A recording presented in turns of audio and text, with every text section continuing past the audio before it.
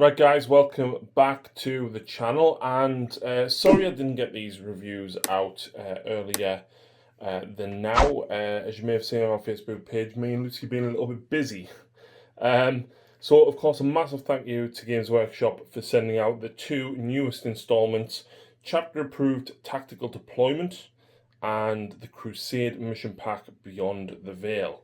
Now, what I did like about the tournament pack was that it was A5, it was on a ring binder, and of course you've got the elastic to keep your page. I love that about these books, and that's about it.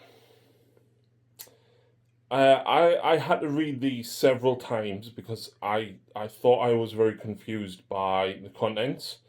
But no, they are what they are and what I'm going to tell you. So I'm going to talk about the tactical deployment book first of all. So basically, it gives you the details about how to go around setting up a tactical deployment game. There's a couple of extra little bits to the normal way of basically, I think there's 10 points normally to structure your game. And basically, you can take a number of terrain pieces, which cost terrain points, which is in addition to your normal points. Cool, you can take so many normal pieces, you can take so many critical feature pieces depending upon the size of your game. Cool, there's a maximum and minimum number of terrain points as well. Awesome. Create the battlefield, place the objectives, then you set up your tactical terrain, but you have to be very, very specific with where you place it. If you've played Age of Sigmar, it's kind of like your faction-specific terrain. Can't be within certain ranges of objectives, can't be within certain ranges of the terrain features, can't be within certain ranges of the battlefield edge. It's awkward. And if you've got several terrain features, it's even more awkward. Then it goes on to obviously tell you how to begin the battle after you've deployed everything and so forth. It tells you about the tactical terrain datasheet. So this is the storage vein. It's 40 points. It tells you what it does, what categories of terrain it has. And then the rest is the terrain rules, missions, and the normal rules.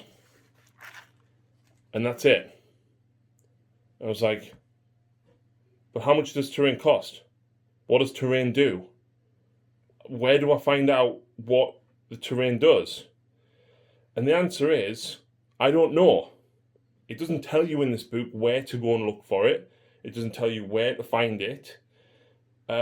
The missions seem okay. Obviously, if you control certain pieces of terrain, you can score extra victory points and everything. But literally, the only details it gives you about terrain is that one page, and that is it. Doesn't tell you where to find the rest of them. Doesn't tell you anything. And I had to read this several times to find out, was I missing something? But I genuinely can't see anywhere where it tells you what points they are or what any of the terrain features actually do. So I don't know, guys. It feels like half a product. The missions are cool, but how do I play them if I don't know how many points my terrain is? On top of that, whilst it is cool to bring your own terrain, you can bring, something that's really cool to hide, like, your devastating Marines or something like that in it, and you're kind of forcing your opponent to have to think about it a little bit. I feel like it's overcomplicating the game, because now not only do you need the rule book, your tournament pack, your codex, your FAQ, your Psychic Awakening, you need this as well if you play these games. These do not replace the tournament games or the games in the core rulebook. These are in addition to. But I can't play them because I don't know what any of the terrain does or supposed to do. So I don't understand. I really just don't understand this book.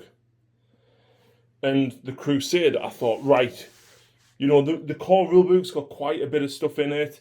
How to upgrade your characters and all that. It's got quite a few missions in. I thought this one's going to be really cool. It's going to have loads of upgrades and everything in there.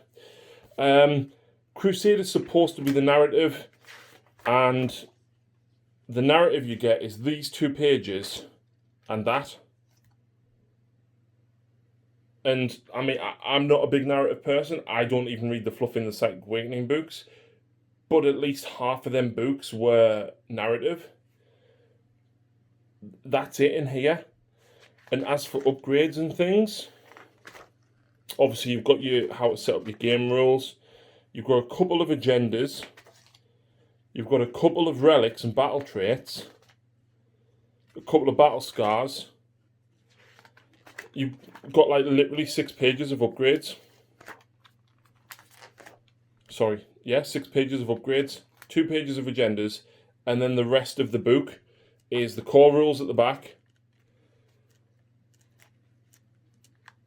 In fact, the core rules make up nearly half of the book. And then these are missions, which if you're into Crusade, it's cool to have more missions. But again, I'm a bit confused by this book. Is Crusade supposed to be narrative? Isn't it supposed to be in depth? I really, really don't understand these books. And yeah, I really just don't understand what you're supposed to do with these, because they feel like half a book. I mean, yeah, sure, extra missions is always cool, but where's the rules? It doesn't feel like there's very many rules in here, and upgrades and stuff.